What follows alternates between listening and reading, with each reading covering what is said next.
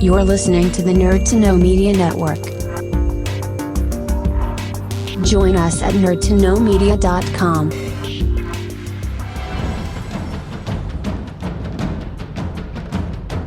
Broadcasting from the Blanchardstown Centre, this is Phoenix FM.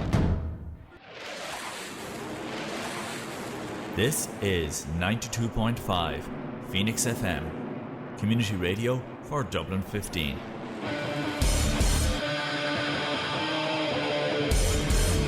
Hey everybody, it's JB Jeremy Borash, and you are listening to Darrow O'Connor on the...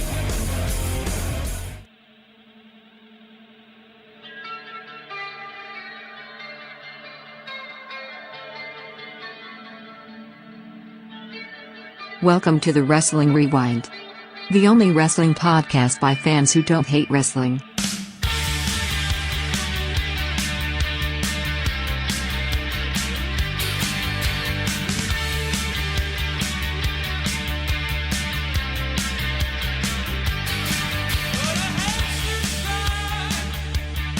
Howdy's folks, and welcome to Phoenix 92.5 FM. You're listening to the Wrestling Rewind. I, of course, am Dara.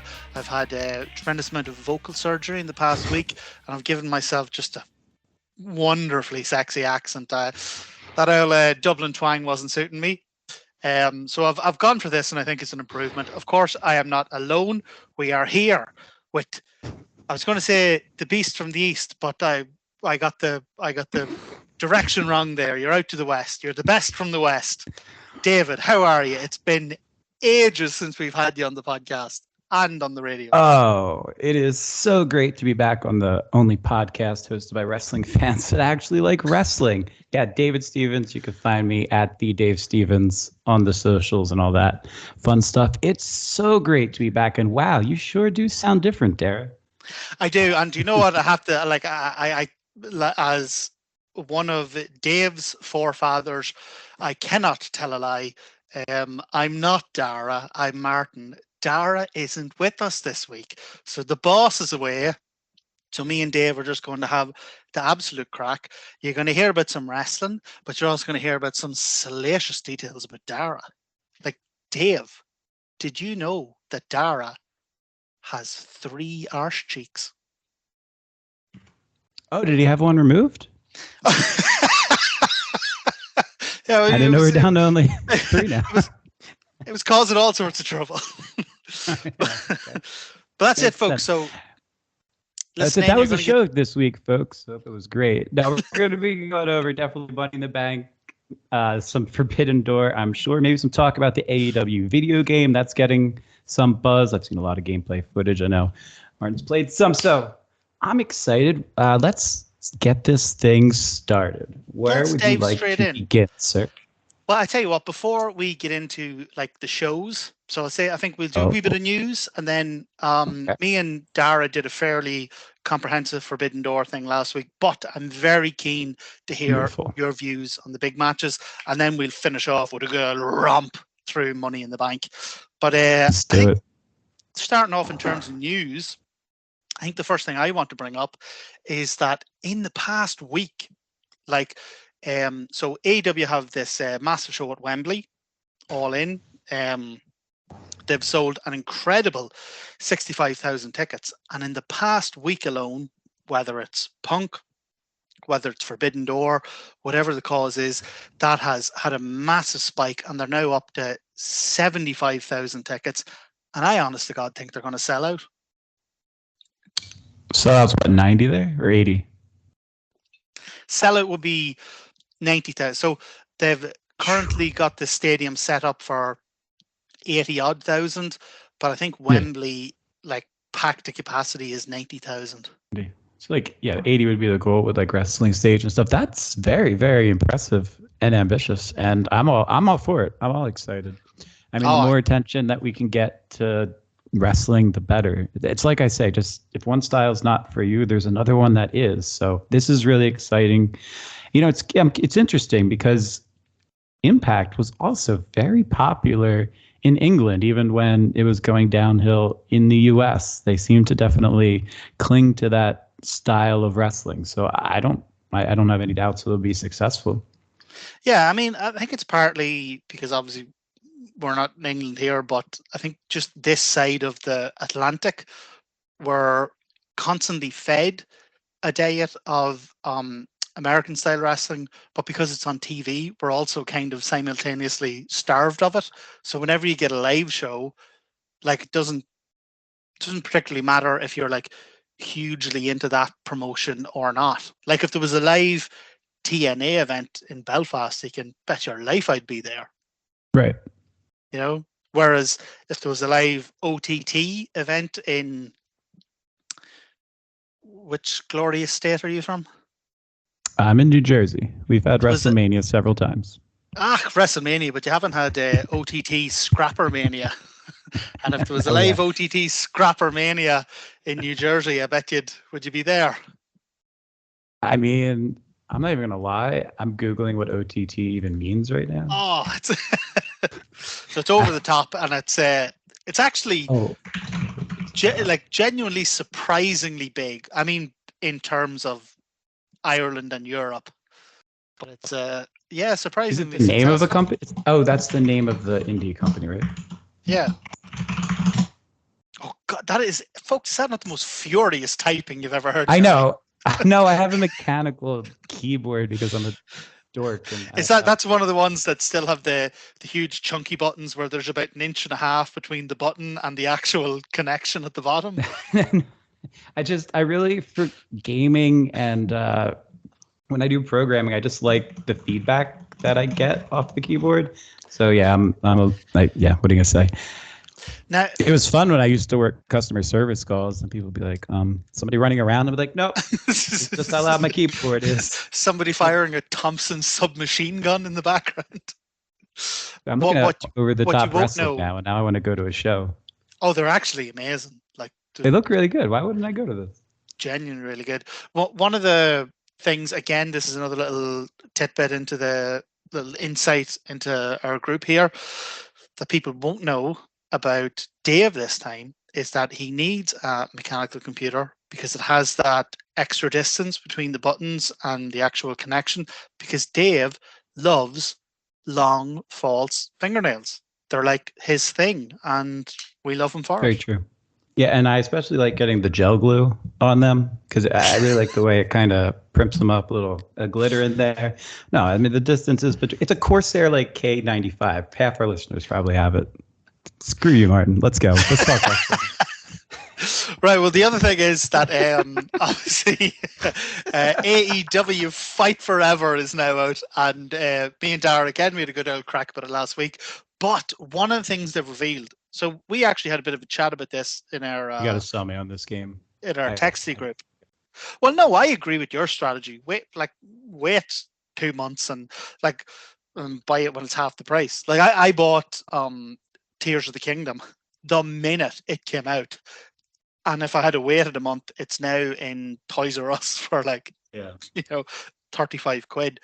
But what I was telling you about in our wee texty group is that the sort of a model they have for Fight Forever is that this is the base game and they're going to keep constantly adding stuff to it, and the next thing they're adding, it's bizarre, but I think I love it. It's kind of a massive multiplayer Fortnite style stadium stampede. So you'll be able to log in, go to multiplayer, go to Stadium Stampede, and you and 30 odd other people from around the world will just batter each other across this massive stadium until only one person's left. And I think this is brilliant because, again, it's exactly what AEW should be. It's not a competitor to WWE. It's an alternative. So if you want your super serious simulator game, you have 2K, and if you want your mad, no mercy, here comes the pain style game, you have Fight Forever. Battlegrounds is really good. Is it? I never got playing Battlegrounds. I'm really excited for Fight Forever because it's exactly what I'm looking for, and it's just at a time where I don't want to get a console game, but could certainly play on a console, and it's going to play great on a console. But I want something for my Switch that's a fun wrestling game, and Battlegrounds has been fun, but I definitely want to get into a more meatier game than that. So basically, I'm following the what I do with Fallout games, or basically anything Bethesda at this point, which is, hey, you released it. When you actually finish the game, I'll buy it. That's fair enough. Yeah. But I mean, it looks very promising. So, and from what I hear, if you love AEW, you love the game, and I don't have any reason to doubt that. Well, honest to God, I would say if you love wrestling, you love the game, because it's very pick up and play. It's very intuitive. If you're of a certain age, it will absolutely bring you right back to No Mercy, to Here Comes the Pain, to those kind of games. And that was kind of reflected in the reviews. So a lot of the like wrestling websites and wrestling vlogs and that, they rated it quite highly, whereas the gaming vlogs, ones that don't have a background in wrestling specifically, they give it a good, they give it a kind of a 6.5, whereas the wrestling vlogs were giving it like kind of a 7.58. So again, it's whatever you're into, but I think it's always good to have alternatives. It's vital, and it's what's going to make WWE games better, because we were in a rut for like 5 years, and then finally with 2K23, they're like, we'll try a little harder. So let's hope they keep pushing each other. Even though they're alternatives, it's still competing for the same dollars. So we'll see if they can both get better in the process. That's brilliant. That's actually something I've always said, is that nobody owes a debt to Tony Khan more than WWE fans, because before AEW came on the scene, WWE had just given up. Like, they just didn't care what anybody thought or what anyone was doing. And then whenever a serious competitor came on the scene, or a serious alternative came on the scene, they like genuinely upped their game. They did. And the best thing that I think WWE did to benefit off of that was just unload their entire roster and say, we're not going to let you cherry pick people. We're going to fire everybody we don't want. And you're not going to have enough TV time for them, and it's going to dilute your product for a couple years. Have fun. And it gave WWE time to create the best storyline I've watched in my life with the Bloodline. So you're right.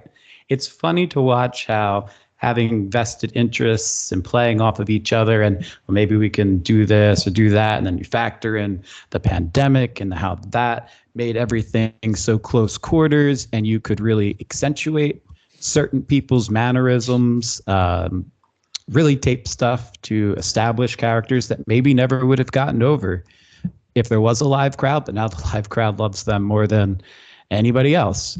And Roman Reigns. So it's fascinating when you look at the inception of AEW through the pandemic, what that all became and where we are now, because the question was always, will we make it past the 3-year mark? Because that was most of the contracts were for. So it's exciting. It's exciting. Come here, can I ask, and we will, I promise we'll get into the shows imminently, but I've been watching a program called The Morning Show, and season 2, it's to do with a news broadcast station in the US. Okay. And season 2 of it deals with how they reacted to the pandemic. And it kind of got me thinking back that at the time, those empty arena matches and all that felt so long. That felt like it would never end. And now when I think back to it, I mean, it feels like it was like a 6-week period. Like, what's your recollection of the whole pandemic era during, like, from either WWE or AEW, just in general? Oh no, I had a baby. All right, so you were you were fairly distracted. There you go. That was my pandemic. See, when you're locked at home, there's little else to do in New Jersey. Yeah, exactly. And I live in Pennsylvania now, by the way. If you guys, I don't know why I'm giving out my location wildly on the internet. It's not like it's tagged on my socials or anything. My apologies. You're absolutely right to be cautious because the listeners of Phoenix 92.5 FM are the kind of rabid lunatics who would scour Pennsylvania from north to south. Yeah, I'm from your land, I promise. All right. 400 years ago. Yep, let's talk rats. So we're going to do a full rundown of Money in the Bank, but before that, like I said, last week me and Dara did a bit of crack around Forbidden Door, but I'm dying to hear what you thought of. Doesn't even have to be every match, but even just like the big, or whatever you thought the big matches were. Why don't you give us a bit of crack around Forbidden Door? Yeah, so Forbidden Door was a tough one because it started out and I really thought I was going to love the show. I started with Omega versus Ospreay, because that's honestly the match and the only match I really cared about seeing. And I didn't end up watching too much more than that. So what I will say is that I absolutely adored Bryan Danielson's entrance. I understand Money, they can't use Final Countdown all the time. I get all that. But it took apparently me it's back. like legitimately the price of like a full wrestler's contract. Oh, I believe it. What is wrong with these lunatics? I mean, because they just got paid. Why would they complain? If it's still working, why would you kill the business model? You know, if a company's willing to pay you. How many other like industries are going to be that invested in the Final Countdown? It's probably one that really needs to make money off the song. I mean, up until like a couple years ago, you couldn't even play Happy Birthday on television broadcast because it was copyrighted, and it was like $100,000 to sing it or something like that. Something absurd. I'm making that number up, but it's something absurd. But that's wild. That's because I always wondered when I was watching American TV, whenever they were having like birthdays, why they're always going, happy birthday to ya. And I'm going, that's not right. That's not what it is. Exactly why. It's exactly why. You're a litigious people. Unfortunately, there are some. But so for this one, I wanted it to be interesting because I've seen the Wrestle Kingdom match. Huge fan of Omega. Actually, let me rewind a little bit. To Bryan Danielson, why that just meant so much to me. Hearing the Final Countdown took me back to being in attendance at those Ring of Honor shows when he was coming up. Oh. And being there when that music was played. I didn't know that was happening. My friend sent me a clip. He said you should really watch Danielson's entrance, so I did. And it just brought back a lot of really good memories of fun shows and what was, you guys would know it as the old ECW arena, because that's where Ring of Honor would run in Philly. Oh, and it just so refreshing to hear that and see that again. It was making me wish for streamers actually more than anything else, because that was always such a good part of that. But let me backtrack then to, I didn't actually get to finish that match, so I don't think I should comment on it. But I can comment on Kenny versus Will, and I'll say that I have no idea. Was there a baby emergency or? No, I just started watching the pay-per-view really late at night. So. Yeah, but I don't accept that, because on this side of the pond, the bloody things don't start till 1 a.m. and we persevere. Sorry, I just go with honesty. But I made my fiance watch Will and Omega with me, because Omega, and there's another guy. So obviously, you know him from New Japan Wrestling, you know him from All Elite Wrestling. Some people probably haven't seen a lot of his Pro Wrestling Guerrilla work. Well, my introduction to Kenny Omega was, I think I was probably 18 years old the first time I saw him wrestle in a gym in New Jersey, in a Jersey All Pro Wrestling, so JAPW, a now defunct promotion, unfortunately. But so I got to see him coming up, and that was the original days, forming the character, coming up with the Hadouken. So I've always had a lot invested in Kenny. He is my favorite live match that I've ever seen. It was him versus Danny DeMonto, deathmatch wrestler, and they just did some crazy spots. But anyway, nostalgia taken out of that. So I do have some investment there. Obviously, anybody that's listened over the years knows I'm a huge Ricochet mark, so I love the flips. Will Ospreay, very, very cool to see what his character has become in the stead since they last fought. I don't know if this was the best or worst match that I've ever seen. So I had my fiance watch it with me, and well, it definitely wasn't the worst. I'm genuinely really intrigued to hear your reasoning. So it's a one-off in a way. Now there's kind of a story, and they kind of did stuff with Callis, but these are one-off matches, so it's hard for me to get as and again, I don't mean to be a pedantic. I'm trying not to swear. A pedantic Peter, but it is literally their second match. So well, that's why I'm saying like, yes, they've had a match before. Definitely not a one-off. Callis angle, but as a whole, the pay-per-view, the concept of Forbidden Door, these are basically one-off matches. So I had a problem getting as emotionally invested in this. Now, all that said, I did have my fiance watch it with me, and her reaction was she liked it at the beginning, and then said, I think I just want to watch WWE with you. And I said, I get it. So definitely is not for every fan. It was very bloody.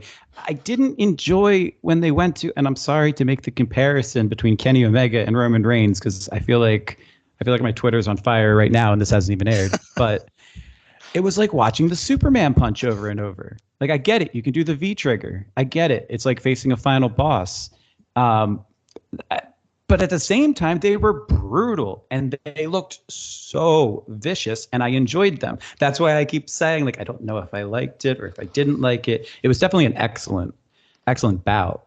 Nothing. You can even hear me trying to figure out in my head, like, what my final thoughts are on this one, because I watched it twice. They do call him finishing Bryan Danielson's match. They do call him the excellent bout machine. Best bout machine. Yeah, but it's it's just. I guess the Will Ospreay I like isn't the Will Ospreay that I got to see. And I think that's part of it, is I like the less vicious, less NJPW Will Ospreay. I'm more of a fan of his work in England and the US. I don't know. I'd like him to be a little bit more flippy, and I know that sounds terrible. Hold on, I just got a text from WWE. Let's see what this one says. So, is it shut up about Ospreay? Yeah. WWE Universe. Roman Reigns heads to Tribal Court. Check it out on SmackDown tonight. Oh, good Lord. Waiting to get Mania tickets, so I have to have text alerts from WWE set up. Are you getting, will you get Mania tickets? As soon as they go on sale. They haven't gone on sale yet, nor have they announced the date. But it's going to be about 20 miles from me. So you're talking about, like, oh man, this time years ago I went to ROH, and I think you told us before the story about, like, your new house that had the Survivor Series chairs in it, and, like, you going to WrestleMania. Like, I have been a huge wrestling fan for 30 plus years. I have never been to a live local indie event. So Wembley is like my first actual big wrestling show, and I am beyond excited. You are gonna love it. There's something about the spectacle. Yeah, the chants aren't as good, in my personal opinion, in big open air arenas, because you can't really get everybody together. But oh my gosh, there's nothing like the pyro, and they'll go all out. They will go all out. That's why I love the Saudi shows. We're all in, yeah.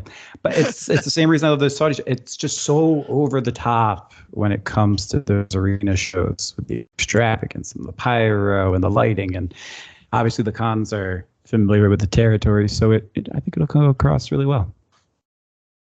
But anyway, back to Ospreay, which somehow I got off. My point is, it was nice to see them go back to their original gimmicks and whatnot. It was nice to see the cleaner versus the aerial assassin, but it wasn't. I don't know. I really liked the match. I got really bothered by that cutter on the apron. I just did not like that cutter on the apron. It's the same reason that I didn't like that trios match. That cutter to Sting, I honest to God thought he broke his neck. Like, wait, you didn't like? I didn't like that at all. What? Why didn't you like it? So I didn't like the cutter because Omega made zero contact. with the apron, and right. clearly Ospreay takes the full brunt of that mood. That kill. I was like, come on, man. And I just listened to an interview with Ospreay talking about Cody stealing the cutter, and he said, yeah, Cody stole my move, but I hate doing it because it hurts so much. So I'm thinking that in my head. He just said in like a recent interview how much he hates doing the cutter because it hurts, and you just did it on the apron, bro. Like, pick a lane. Can I say something here? And I know how controversial this is or isn't going to be, but this only really came to the fore. Do you remember probably about 10 years ago when the Randy Orton out of nowhere became a meme? People started like using PowerPoint to put like Randy Orton into. I have never liked the cutter. I don't think it's a good looking move. It makes no goddamn sense. You're grabbing the guy and then you're jumping down onto your back, and he's, gently landing in the betwixt the soft of your shoulder and your chest. Like, I get the stunner. The stunner's amazing. I think the best sell ever of the stunner. Like, love Scott Hall. Love like the ridiculous rock bang bounce flying around the place. I think the best sell of the stunner I ever saw was the first time Austin ever did the stunner, and it was on Bret Hart, and he took it like it snapped his neck. Like, he didn't bounce or anything. He went down and his head snapped back and he crumpled to the side, and it was amazing. That sounds almost Vince McMahon level of taking that bump. Oh no, because what would happen is Vince would roll off his shoulder I was and then sorry. gently.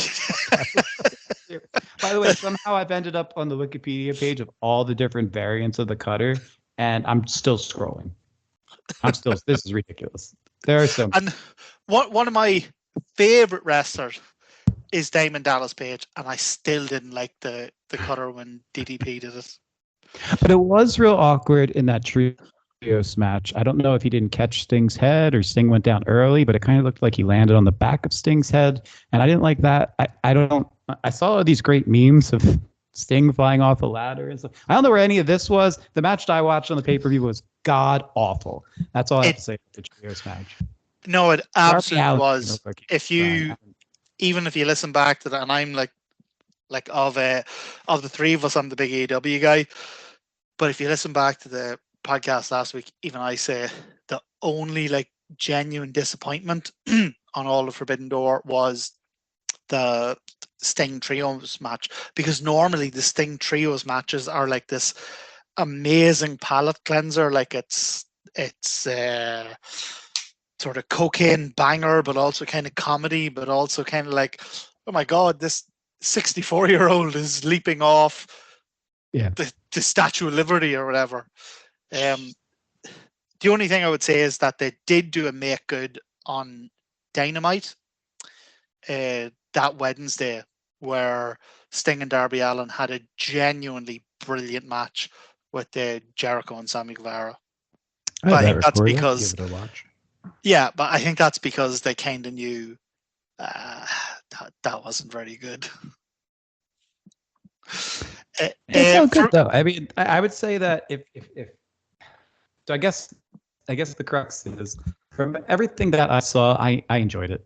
If I'm getting to the point where I'm going to nitpick and break down and be like, "Ooh, I wish you had done this variation over that variation," it was obviously good. I don't know if and I don't enjoy ranking matches because I think it's kind of all nonsense and just based on who you suck up to. But I don't know. I'm saying I don't know if this was an 8 out of 10 or an 8.5 out of 10 match, but it was a really, really good match if you enjoy this type of wrestling and go out of your way to see it. It was epic.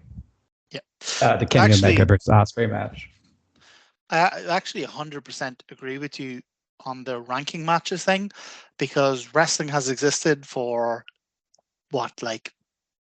80 years now. So over 100. You can find Carney stuff from back in the early 1900s. Carney stuff. Yeah, I mean, I'm trying to approximate, but wrestling as we know it has existed for a long bloody time. So whenever you have people ranking matches, I'm kind of like, so what? What happened in the 60s? You've watched all. Make sure we get that. Yeah. You've watched all 3 million wrestling matches that there's ever been. Yeah. Dude, I bet you couldn't even get through a single territory Like, I bet you couldn't watch all the Memphis territory tapes if Oh, you sat down yeah. and tried. Like, let God, alone any others. Texas. perfect Oh my example. goodness. Particularly before like WWF started to buy everything up. Yeah, you like in one country alone, in the US alone, just think of how much wrestling was going on. And then you had, obviously in England, you had like the giant haystacks and all that. And then in Japan, sure, Japan was doing their own thing. And like, yeah, it's mad. Okay, so wait, you just mentioned Japan, and I just realized something. I do have a confession. I just realized the reason that I knew that I stopped watching the Bryan Daniel Okada match to watch something else. You have to forgive them for Pearl Harbor. You have to get over that. It wasn't that. It's that It's not Okada's fault. It reminded me. Listen, Okada reminded me of Japan. Japan reminds me of deathmatch wrestling. Thus, I started watching Terry Funk death matches in Japan from like the early 90s. And that's actually, now that I'm thinking about it, what happened. Because when I had my hard drive sitting there, I'm like, but what was Cactus Jack doing against Tanahashi? Let's look that up there. Like, that's just. But I actually love this because this is kind of like I love tracing back people's like not only affection for wrestling, but also like how they've come to dislike the things they dislike. And it's like it started a couple of months ago when Dara had me watch my first sort of TNA pay-per-view. He gave me a lengthy explanation on the terrible PTSD that TNA has inflicted upon him. Yeah, I have relatable content in that I was so back in the day when Darren and I worked for the same wrestling website on WrestleView there, I did the ECW on Sci-Fi recaps as well as a couple podcasts before I was promoted to Raw. But for a couple years there, I had ECW, and I still have some nightmares about those shows. I have some nightmares about those shows happening. I think it's a testament to your skill and talent as a writer that you could be labored with ECW on Sci-Fi and then get promoted to Raw. Like, you must have been taking these matches and just weaving lyrical magic with them.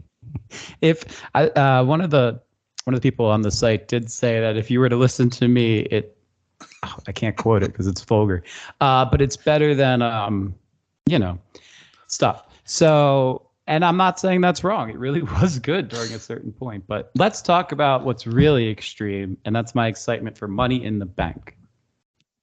Let's get into it because, as I've said, I am the big AEW guy on the show.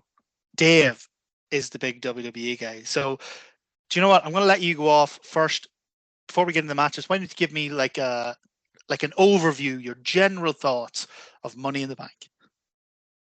So, general thoughts. Enjoyed the hell out of it.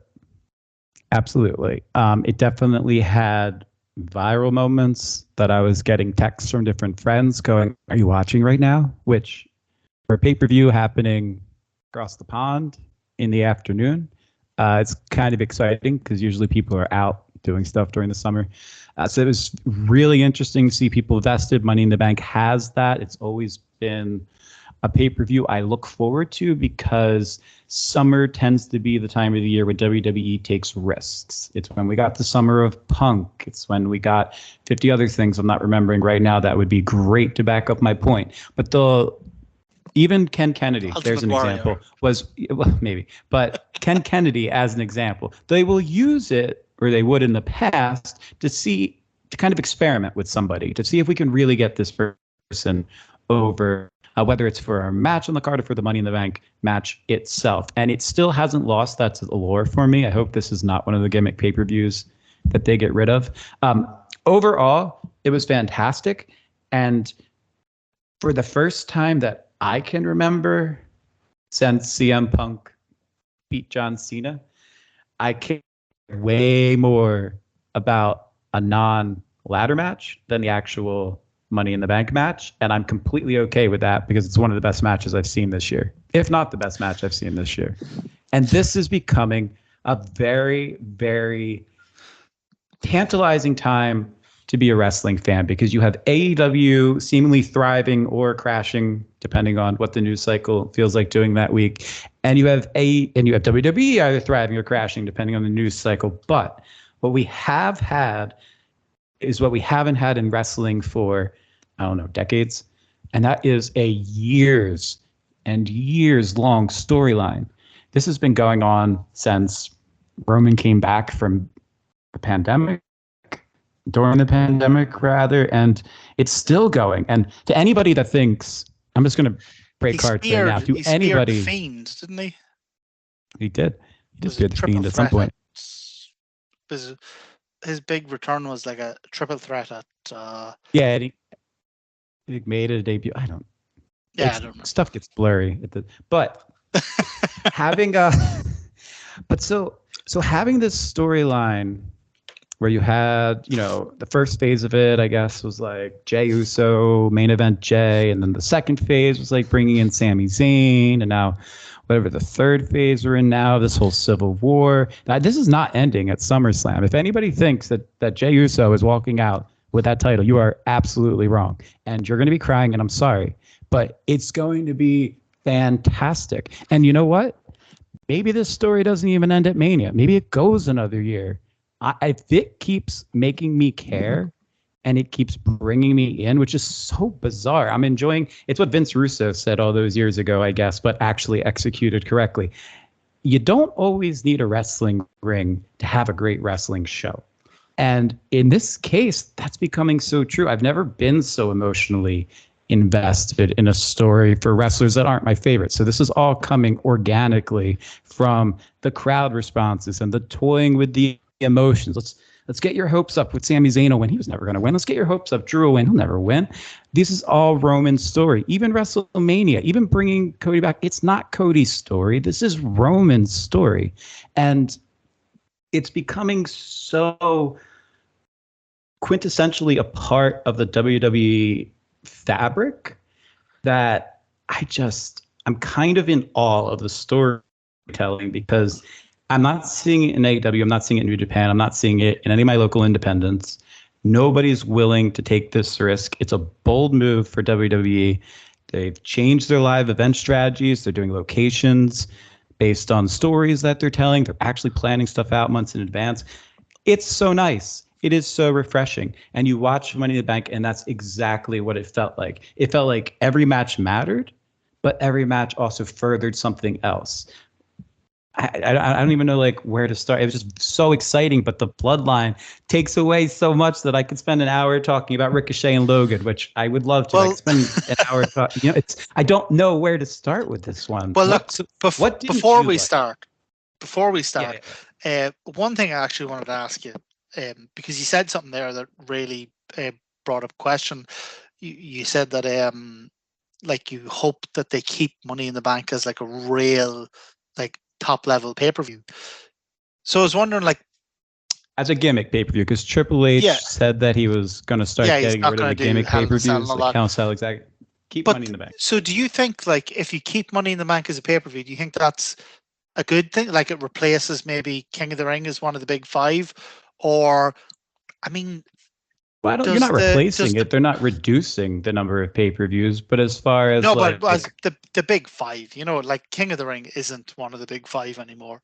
But do you think, would you like to see that, or do you think that maybe the obligation that Money in the Bank puts on is kind of a difficulty they have to get around? It's so everybody loves the Royal Rumble. Royal Rumble's great, but man, every year the winner of the Royal Rumble gets a shot at WrestleMania. It kind of I don't know, maybe that's building WrestleMania, or maybe that becomes a bit repetitive, but it's fine because it's unique. But now you have Money in the Bank as well. Do you think maybe that guaranteed shot is becoming a kind of a constraint, or maybe think it opens them up to all kinds of creative possibilities? At first, I'd look at the box office, and I would note that it is their highest grossing arena event in WWE's history. So clearly, fans like the concept. I enjoy the concept. I certainly have. You gotten to Feast and Fired in TNA yet? No, I'm a tiny little virgin, just burgeoning in my early days of TNA. Okay. So like things like that get real super gimmicky, not gimmicky. Yeah, also that gimmicky, not so much. However, nothing's ever going to replace that moment of Rollins running in at WrestleMania 31 and turning that into a triple threat and stealing those titles. That is a moment that could not exist without the unpredictability of the Money in the Bank briefcase. So I'm all for it. But does it hasn't risk always becoming a bit like the Hell in a Cell, whereas no one will ever replace like those moments where they declared a Hell in a Cell match and the owners are like, oh my God, like this is like people barely survived this. And then it became like just routine. Oh, it's October, the Hell in a Cell match happens, blah, blah, blah. Like, do they risk that a little bit or? I mean, they're still doing one-on-one 30-minute timed matches to one fall, and that's been going on for a century. So I don't know. I mean, if it does, they'll play around with a little bit. I mean, all the variants we've seen over the years, from King of the Mountain to what have you to TLC. I just feel like this is the ultimate culmination of a TLC match and what that should be. And I do love the unpredictability of the case. And by the way, thanks for being useless over here, David. Damian Priest won, in case you guys are trying to actually figure out what happened on this pay-per-view. Damian Priest won Money in the Bank. The Usos defeated Romo and Romo. Yes, yeah, let's start. Let's start off with the first match was the Money in the Bank ladder match. Sure was. And I just, what do you say? What do you say? So this is what I wanted from this match. I didn't care who won. I generally didn't. I figured LA Knight or Damian Priest or Logan Paul. Those are the options. And LA Knight, he's not ready yet. He'll get there. I loved Eli Drake. He'll get there. The crowd loves him. Let's see if that can sustain itself for another 6 months. I don't want another Fandango type situation on our hands. Let's not push to the moon for no purpose. But I think his talent, I think he'll get it. Damian is a very, very interesting thing because it could definitely lead to some like takeover of the Judgment Day now that he has the case. He could start kind of usurping Finn, like, hey, you couldn't beat Seth, but I got the I don't know if that's how Damian talks, but for some reason in my head he does. Well, hey, I got the case, so I can cash it in. That was an eerily accurate impression.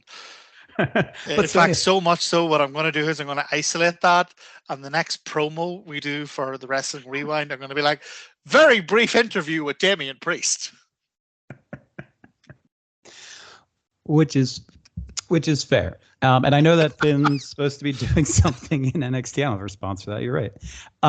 Finn's going to NXT. Maybe he'll bring somebody up and they'll split the faction. Basically, Finn's going club back type to of NXT. Stuff. Well, he's going with I think he's going with Damian to wrestle a tag match and then come back. I think they're going to bring. So it's only it's not like it's a one-off. Yeah. Time a couple of years ago where they just sent him back to NXT. To train everybody that's on the current roster. Yeah, he did a good job. But it's just. No. This is. I think I've heard rumor. I don't want to say who because I don't know off the top of my head if it's true or not. But I think JD McDonnelly is that his name. I've heard of getting brought up potentially to like join the Judgment Day, and then Finn and him will get kicked out, or he'll kick Finn out and take his spot or something. Kind of Bullet Club-esque. So I'm cool with Damian winning. Finn and Seth, fun match. Under no circumstances was Seth going to lose before SummerSlam, even if he does. So it was what it was. I'm not going in order at all, but that's completely fine by me. We need to talk about Io Sky in the women's match. That was so fine by you. It's fine by me. Io Sky won the women's ladder match by handcuffing Becky Lynch to Bailey in between the rungs of the ladder while she climbed it, which I've never seen before in all the years I've watched professional wrestling. I've seen like people held in like I thought that was or something. great. Be happy. That really saved a very lackluster ladder match. And it was an amazing. I absolutely genuinely, the last 5 minutes of that match were incredible, and they were so good that they actually saved what I thought had been a pretty lackluster previous, I don't know, 20 minutes or whatever it was. But I will say, Zelina Vega looked really good in that match. She had some moves that I thought were really cool. It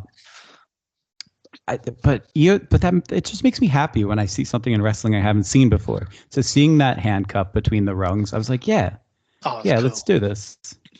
So that just made me happy, and it was funny. Jenna actually turned to me at that point. She's like, "That's the most I think I've seen you smile during wrestling. Like even when somebody like wins." Like you get happy and you cheer, but and you don't, when like, you're, I've never seen you genuinely smile, and I'm like, because I've never seen that before. It's so refreshing. And when your fiance turns to you and says, "The first time I've ever seen you smile was when two women were handcuffed together," does that put a strain on your relationship? Is that a thing you get over? Do you go to couples therapy? Like how do you move past that? So my philosophy is embrace and full send. So I've already been borderline on Amazon, violence. I placed some orders.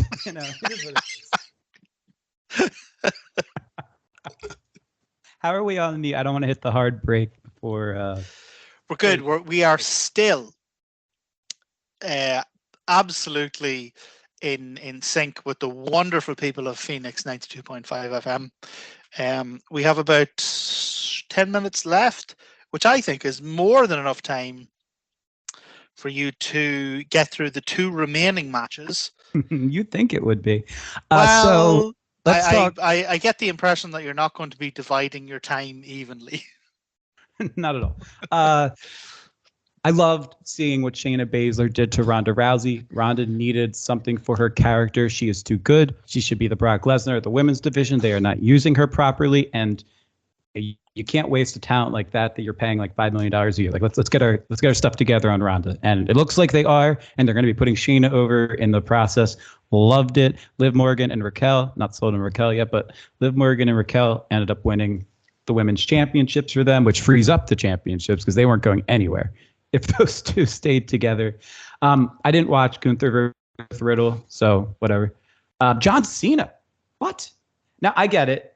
You're like, oh, yeah, John Cena, it's WWE. But to not be spoiled by something in today's age is so rare. To like not even hear like a whisper on like Reddit or, a text or Instagram or something like that, Cena might be showing up or Cena's in England or we've seen him a spot. Nothing. That was a total shock. Everything I read. How do you think he got to England? My bet I would assume a plane. Soviet submarine is my bet. Because people would be looking out for him on American submarines, but no one would be looking for him on a Soviet submarine because he's a Marine. Or he was a Marine. Yeah. Except Marines don't go on. Well, never mind. I shouldn't give away military secrets to our allies, should I? Frankly, even just what you've said is already treason. So we'd like to commemorate the last podcast we'll ever have with Dave.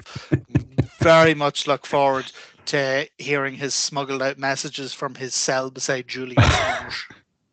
Yeah, I'll do like an $18 million escape plan, like that Italian car maker. That anyway. So you and Julian can figure out how you create a radio signal by twisting tinfoil around a paperclip. And that would definitely be like the most popular podcast, Dave and Julian Assange behind bars. I mean, I do know Nick Cage, so maybe he could give me some tips on how to smuggle stuff in. He's trying to talk about like, whistleblowing and the importance of transparency in military activity. And you're going like, oh my God, have you seen Fastlane? I've seen Fastlane. Sorry. We got way late. We're eating into your. I know. This is exactly what I'm trying to. What Martin's trying not to get me to point out is, oh yeah, hey Wembley, WWE's coming for you, and not only are they coming for you, your government's going to pay for us to go there. So have fun with that. Literally no buzz whatsoever. England did not care whatsoever. When I was talking earlier about WWE's changing its strategies, they want companies to pay them.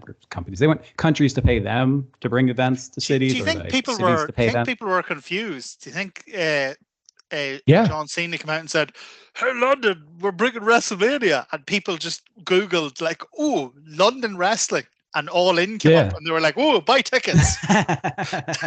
You know what? If there was a spike, you never know. But it is cool to see the Parliament talking John and Cena. blah blah blah. Hey, everybody can thank John Cena. The goat's the goat, right? But don't flame me in the comments. But let's talk about what needs to be talked about on the radio segment, because I need to say it. Ricochet saved Logan Paul's life. Yes. And that in and of itself shows you how crazy talented Ricochet is. And I did listen to immensely talented, because not only did he save his life, but he still did the move. Like a less talented wrestler would have been like, we balls this up, like let's just get off the ropes and punch each other. But no, Ricochet was like, we balls this up, let's fix it in midair. Yeah, so for those who didn't see the spot, I'm sure most have by now. Essentially, LA Knight comes in, Ricochet and Logan are on a ladder. Knight pushes the ladder over. They go for the rope spot where you put your foot out to block the ladder from falling down all the way. According to Logan, Ricochet's leg hit first, so he missed it, and thus he slipped down to the bottom. It could all have been, so I just have to tell you based on what both men said. So he said he basically fell, and at that point he said, listen, I don't know what I'm doing. I'm new. I don't know how to improvise. So once something goes wrong, I just assumed, we're screwed here. I'm changing some language to make it radio friendly, but that was his thing. He's like, I don't know what I'm going to do. And then he looked over and he was trying to figure out how they were going to reset. He figured, okay, this move's just over. Like, we screwed it up. And he realized, no, this guy's still going to send it. Okay, here we go. And he just our feet weren't planted or anything, but he hucked it. Now, so that's when you're like the in character side. But as I'm watching it and I'm breaking it down, you can, to your point, literally see Ricochet while they're doing the Spanish fly, because this is the move they were trying to get into. So they were balancing off of the ladder to tightrope into a Spanish fly to the outside through two tables, which Logan had incorrectly set up earlier and Damian helped him fix. So it was already a doomed spot if you were watching the setup for it like 20 minutes earlier. Somehow Ricochet at the last second sees Logan's going head first and is going to die, and throws the right side of his body on him right as they hit the tables. And that shocked me. It shocked me that he would have the wherewithal to be able to do that. So just the fact that they're walking on a tightrope in the first place, the fact that they were willing to try that spot in the first place makes me so excited and so apprehensive to see them wrestle at SummerSlam, because it's either going to be a banger, it's either going to be not as good of a wrestling match, but as far as entertainment, as good as Ospreay Omega, or it's going to be a complete stinker because Logan's going to miss a spot and get thrown off because he can't keep up with Ricochet. So I don't know, but I'm very excited. So we've got a few minutes left. What I'm going to do, because I know you would like to wax lyrical about the main event, and I'm not even going to talk in the main event because it's not for me. I don't like the bloodline melodrama. I don't like the monologuing their way through matches. I don't like the fact that it's dragged on for so long. But I also recognize that it's hugely popular, and that whatever my view on it is that it's a person. It's just not for me. So what I'm going to do is I'm going to very quickly give my view on the card as a whole, and then I'm going to devote the rest of the time to just letting you just have your say on the main event. So in terms of the card as a whole, for me, it was kind of heartbreaking because Ricochet, of the few wrestlers who are still in WWE who I'm genuinely interested in, Ricochet was one of them. And now I don't like him anymore because he had Get the outta here. opportunity to kill Logan Paul and he didn't do it. And I'll never forgive him for that. The other Dara, I swear to God, if you edit that out, I will drive to Dublin and smack that at you. You know, it's a shame too, because I'll just, if you know, you know. My daughter's getting into Toy Story, like those movies now. She's in like that. Pixar is kind of her age range. She's 2.5 for reference. So she's getting into Toy Story. Well, I can't help but think of Logan Paul every time they go to Pizza Planet and I see those aliens, and you know what that implies. So I understand. Ricochet, you made the wrong decision. Anyway, I mean, the show as a whole was fine. I'm obviously not as high on it as Dave was. I mean, they got these ladder matches, but I mean, you've seen so much happen in ladder matches over the past few years that it takes something truly incredible to make you take notice. And I will say that the ending to the women's ladder match was brilliant. My main concern with this pay-per-view is that I have like well-documented issues with like the production and the setup and just the samey kind of matches and the style, and I've got all these issues with WWE. But what I've always counted on, with all this crap happening around me that I don't like, what I've always counted on is the Walter match. The Walter match has always been sensational. And I know you said choice to skip it. Well, here's the thing. I don't like Riddle. Well, again, this is part of it. So obviously, I'm a huge fan of Walter, but see, when back in the NXT days, so before AEW existed, I was a huge NXT fan, and I absolutely loved Matt Riddle. Like, he was incredible, and I really, really hated what the main roster did with him. But I thought, man, Walter, Riddle, Intercontinental title. Walter has been on an absolute tear with the Intercontinental title. Like, he is, like, and this is coming from someone who's not a WWE fan. He has legitimately, he's been the only person in 20 years to actually, no, 30 years, to actually bring that title back to what it was. Like, a meaningful workhorse. I know everybody who won the title was like, oh, I'm going to make it the workhorse, but he's the only one who actually did it. So I was, the closest I can think of would be Daniel Bryan, but I think he got injured during that run. Yeah, exactly. So it was not even his fault, but I was absolutely hyped to the high hills for this because I have so many great memories of amazing intercontinental title matches. Bret Hart versus Roddy Piper, Bret Hart versus Mr. Perfect. And maybe I was just too hyped, and maybe nothing could live up to it. But I was just sitting, I was like half asleep watching the first couple of matches and blah, blah, blah. And then the Walter Riddle match come on, and I was just bouncing. I was ready for it. And it was very difficult for me to admit halfway through it that I was just a little bored. And so for me as a whole, like, I'm just generally not a huge fan of WWE's product, but when it's good, like, I know it's good, but for me it pivots around the Walter match, and this just wasn't great. And it kind of put a dampener on the whole thing for me. But, Dave, what did you think of the main event? If you like WWE, this will be one of those pay-per-views that you never forget. And I know that sounds ridiculous, but I'm sure if you're a fan of AEW, you're probably not going to forget Forbidden Door for some reasons too. So it was a great weekend for the wrestling / sports entertainment product as a whole. Why I say is you'll never forget it is, so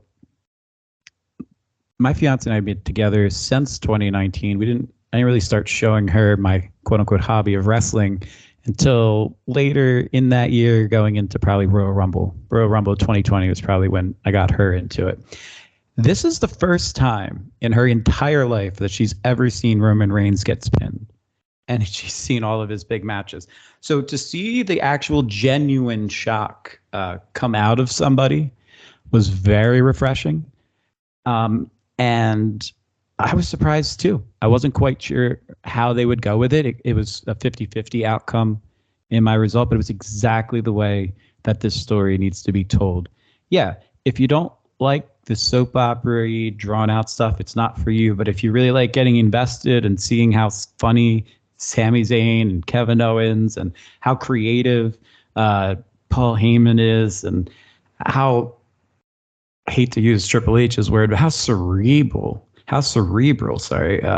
Roman Reigns is as a wrestler, down to the time of delight Dara. Dara will be delighted with that. Down to the little like facial reactions. The group has everything going for it. Solo is getting a huge rub out of this rather. Interesting to see where he'll play out. I don't know, and that's what I love. I don't know how the story is going to end, and I want it to stay that way for as long as possible. It was a joy to watch from an entertainment standpoint. I didn't think they'd do the pin, honestly, before he lost the title. I didn't think it was going to happen. Pretty impressive to say, 3.5 years not being pinned or submitted. So this was big, because remind you, it's not a shock that Roman and Solo lost. That's not what I'm shocked about. They've lost a bunch. They lost their last 3 matches or something, but Solo always gets pinned. So this was big.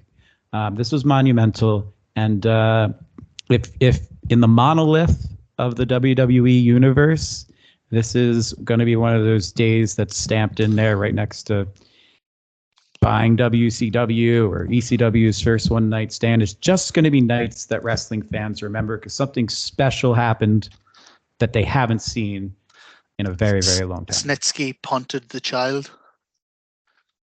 Comment. Dave, can I ask you something? Yes. Were you a Shawn Michaels guy or a Bret Hart guy? Both. I was too young but also, to know that there was a... Shut up and give me an actual answer, you big politician. So yeah, that's tough, because I was 8 years old or something when the Survivor Series went down. I have a copy of Bret Hart's book. Since. No, I have. I've watched it many times. I've seen so many documentaries, and I have Bret Hart's book. No, but I mean, Wrestling with Shadows. I've read the entire thing. I'm trying to show you how I'm fans of each. Okay, sorry. Go ahead. So I've read Bret Hart's absurdly long, like 400-page autobiography. I've watched Shawn Michaels. He has some of my favorite matches of all time. His moonsaults to the outside, to the table. I mean, you shouldn't do it, but I love it, Shawn. Go for it.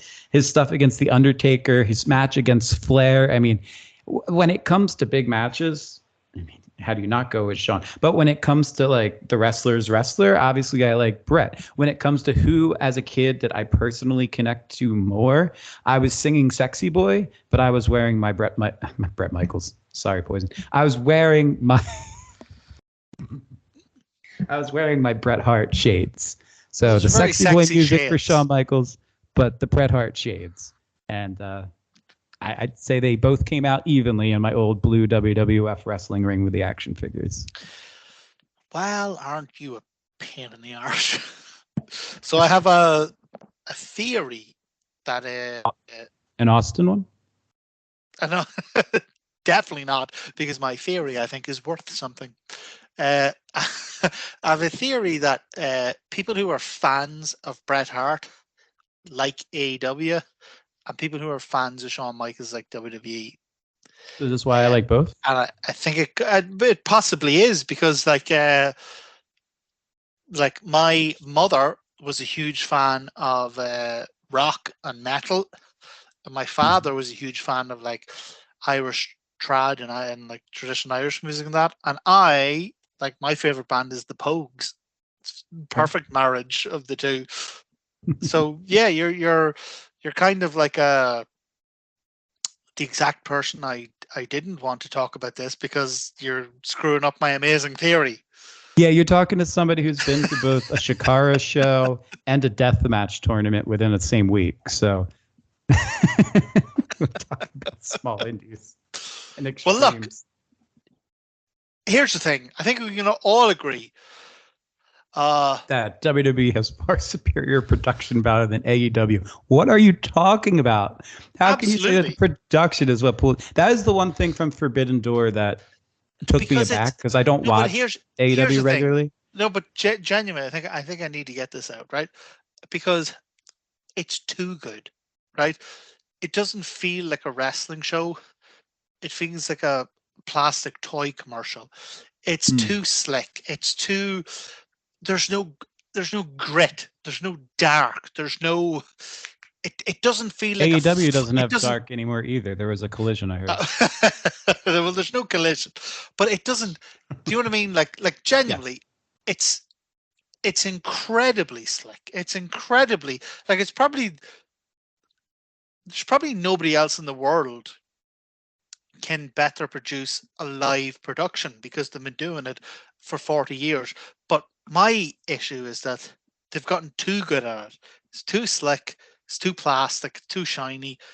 It doesn't feel like a wrestling show. It doesn't feel like a live broadcast where anything could happen. It feels like a very controlled, very regimented environment, and that's why I like AEW more, because no doubt AEW has flaws, huge flaws, but I think we kind of like people for their perfections, but we love them for their flaws, like the odd little quirky things they do. And I kind of love that AEW does stuff that, even if it doesn't do it well, even if it doesn't come off like we'd hoped, the fact that they even attempted it is brilliant. And it goes back to what we were saying earlier. So that's why you love Ricochet and Logan Paul. Because well, no, that's why I didn't love it, because Ricochet had the opportunity to attempt to kill Logan Paul. But okay, you're still twisting. But they did attempt the move. Hence, what you're saying, they did attempt. Listen, all I want from AEW is figure out how to show me two things. I, as a wrestling fan, absolutely despise two things. One is a lack of good replays, and AEW really needs to figure out what they're doing, because they really need to start showing a lot more replays, because really cool moves happen, and then guys are on the ground, and commentators are kind of talking, and you could really be showing me what the heck just happened, because I can't count how many flips there were, so give me a second. And then the much more egregious thing that happened twice. I saw Osprey Blade and I saw Omega Blade. That killed the match for me, and I hate that. I don't understand why the camera wouldn't cut away. It cut to Omega's was better hidden, but man, Osprey's, you literally saw him go down to the ground and take it, and then they cut to... You said Blade or Blade? Blade. You saw them Blade? I've watched that match like 3 times, and I never... I guess I should rephrase to, I saw them in the position with their hands down blading when the camera should have been on the other wrestler. So like after Omega threw him into the stairs, Osprey slumps down after the bash before he's bleeding, drops down. You see him fumbling. He covers his head up. They cut the camera then over to Omega. They should have cut the camera earlier, is my point. Don't show Osprey going down and fiddling with his wrist tape or whatever. And then he cuts back to Osprey and he's gushing. Well, yeah, we could put two and two together. Dave, so they need to do a better job of editing. I want to bring you back to something you said earlier. And I'm only bringing you back because you told me, you said to make you aware of this if you're doing it. Okay. But this sounds an awful lot like mad nitpicking, like really minute nitpicking. Well, if I'm being billed of watching the best bout machine, then I expect to see the best bout. And the best bout's not just about the people in the ring. It's about the camera work. It's about the commentary. It's about the referee. It's about the fans. And in some aspects, that failed. And that was my issue. And do you also blame Kenny Omega if like the snacks in the stand aren't like up to par? Or so I'm not blaming the wrestlers. I'm not blaming the wrestlers for this. How far Time out, beyond the time ring out. does Wait, that Omega was clever. Osprey's responsibility go? That was so clever. Okay, I get it. And props, because that was a good argument. Call me clever. However, that's literally not the point I'm making. My point is not about the wrestlers. My point is about the production. I just wanted to linger on it. I know you did. But no, my point's about the production. Show me replays and don't let me know that people are blading. Leave it up to my imagination a bit more. I want my disbelief to be further suspended. Dave, we are regrettably, mournfully at the end of our time. But do you have anything you'd like to promote, or even if you don't have anything to promote, just something you want to tell people, maybe a bit of wisdom you've learned having a child, maybe something you've learned about relationships, having had that terrible moment with your fiance where you said you like women being handcuffed to ladders?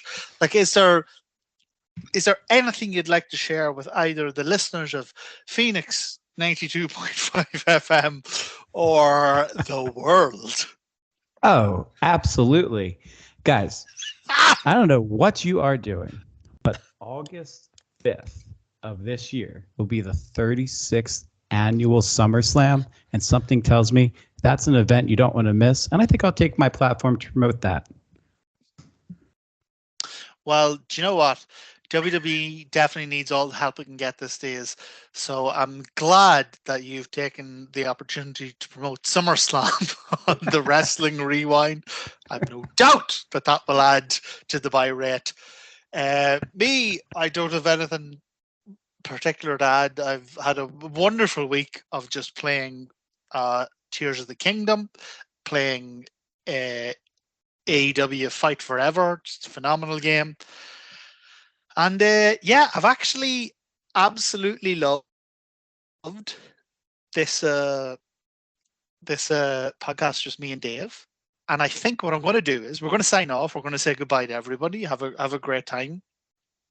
And then myself and Dave are going to foment. We're going to foment a revolution about how we get rid of Dara. Now, it's going to be difficult because Dara knows karate and I do not know karate. And Dara tells me he could kick a melon off a lemon tree, and I believe him. But Dave, I could juggle 3 melons. Yeah, but Dara would just kick all of them, and then you'd be left with no melons, and you'd be covered. No, but this is how we juice. turned it into entertainment. So I'll be holding 2. Dara will throw me 1. I'll start juggling 3, and then he'll just do 3 roundhouse kicks while I'm juggling, smash each one. Do you think this is a Julius Caesar type situation where you're juggling your melons, Dara's killing them, and then I just have to? Sorry, I can't keep a straight face with that comment. I just stab him in the back 50 times. What do you think? Is that not a phraseology of Ireland? What? Oh, sorry. Did you say something sounds like no? balls? You said juggling your melons, but that's all right. Oh, it's juggling your melons. Oh, does that sound like playing with breasts? Yeah, we're gonna be so scientific about it. Well, I don't mean. I mean, what would we say is clinical. Proper terminology, so we can knocking around some fun bags. Is that a anyway? So yeah. Look for that clip on Instagram of Dara and I karate melon juggling. It's soon to drop. Look for that because it's going to be the hottest YouTube clip you've ever seen, because it's going to be Irish producer kicking melons gets murdered. So and because it'll be great is because we have to add on to this. So we definitely won't hear this part because it's totally not broadcasted or anything. But because he's like a WWE wrestler, he doesn't watch exactly. the show. But now we shouldn't tell him this part. But what if we have you hiding behind me? So after he's exhausted from his 3rd roundhouse kick, boom! I move out of the way. You spear him to the ground. Your ground game. Okay, but I say this out of love, Dara. Dave, you strike me as a slimmer man than I am, and I think I would have to stand at a most irregular angle to be entirely obscured by you. Well, in my mind, there's a Titantron and your music hasn't hit yet, bro. So let's. I'm assuming you're behind the curtain. I think you invite Dara out to the house, right? Yeah. Dara comes in. You start juggling your melons. Of course. Calm down. You start juggling your melons. I text Dara because we're still friends with him. Like, we gotta be cool. So I text Dara, but I know that he won't see it because he's transfixed by you juggling your melons. And I text Dara, beware the Ides of March. And then as your melon juggling act reaches its crescendo. Climax? Well, I didn't want to say it, but absolutely. As your melon juggling act reaches its spurting climax, I just run up behind him and stab him a load of times in the back with a dagger. And he looks at me and he goes, "Et tu, Martin?" And I look at him and I go, "What? Were you in this the whole time, you lunatic? Do you plan your own murder?" What do you think? I love it. And even better, I have a set of juggling machetes, so we're good to go. 10-10, better than the Bloodline story. And I think we'll sign off on that before I let you respond in any way, shape, or form. Dave, it has been just the most absolute pleasure. Thank you very much. Oh, you're so welcome. I can't wait to be back on again. Absolutely. Don't be leaving it for some bloody WWE pay-per-view. Jump in whenever you get a chance, whenever you get 5 minutes with the kids. You know, what they used to do to me was when I was away, and me used to leave with me auntie and uncle, and my uncle used to dip me Dodie. I don't know what you call it, a pacifier. Is that what you call it? Mm-hmm. He used to dip me Dodie in whiskey and give me the Dodie, and then I'd be knocked out. And it never did me any harm, said he, stone drunk of a Friday night. Oh my God. So that's quite the story. I think we need to leave it there. All right. Before we go, we should say sign up to our Patreon. We absolutely, 100% rely on the Patreon. Dave's child will not be fed if you do not send us either an X-Pac euro, a Femboy fiver, or a Virgil tenner. Dave's child will die. So sign up to the Patreon. You all right there, Dave? Now, Dave has died because nobody signed up to the Patreon. So, hope you're proud of yourselves. All right. All the best, folks. Take care now. Bye-bye then. Bye. You have nothing else to do on a Saturday? Do you like nerd things? Now check out Nerd to Know Basis here on Phoenix 92.5 FM, 5 p.m. to 6 p.m. And then head over to nerdtoknowmedia.com for all of our shows as part of the Nerd to Know Media radio network. Thank you for listening to a Nerd to Know Media production.